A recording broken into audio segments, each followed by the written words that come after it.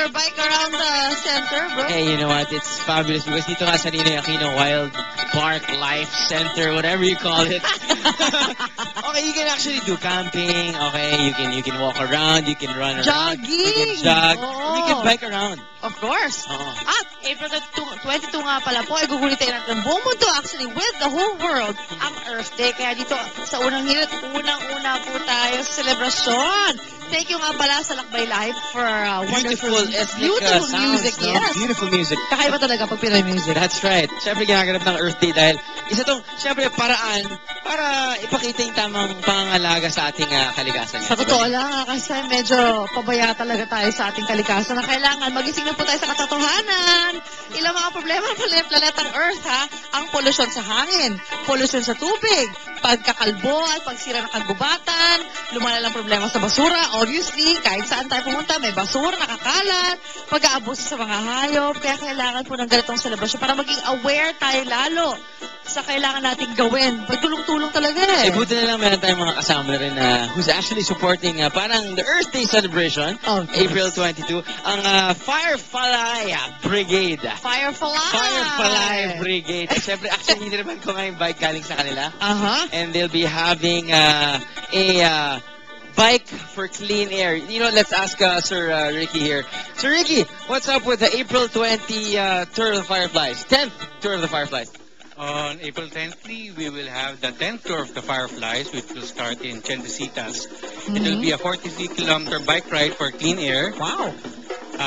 Passing through 7 cities in Pasig, Mandaluyong, Makati, Pasay, Manila, Quezon City, Marikina, and back to Chendesitas. And aside from doing this ride in Metro Manila, this ride will be a celebration of 10th Tour, will be done nationwide. There will be rides, synchronized rides in Baguio, Bacolod, Cagayan de Oro, Puerto Princesa, and Tarlac City. Wow, group effort. Why are you guys promoting riding bikes?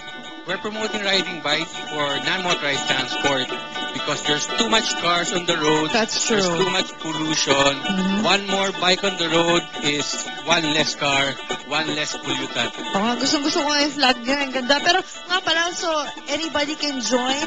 Anybody can join. Last year, the youngest rider was 6 years old. The oldest rider was 90 years old.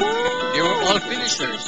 Oh my gosh. Ang haba No, na see, siya. Pero ang galing. Honestly speaking, see, when you ride a bike, because I'm an avid fan of course. bikes also, diba, you're healthy, it's a good way of exercise, and at the same time nga, you're not emitting gas, diba, you're not polluting the air. Nakakatulong ka. At ito pa, nakakatipid ka pa sa gas. Correct. Hindi, talaga nakakatipid ka sa gas. Ang Magdala ka dami, na lang ng ang extra clothes. Kunyari, if you're gonna go to the office, just bring your extra clothes or leave extra clothes there so you can change, diba? That's true kasi kailangan natin tumulong. That's diba? right. Okay, now, so that will be April 20, this Sunday.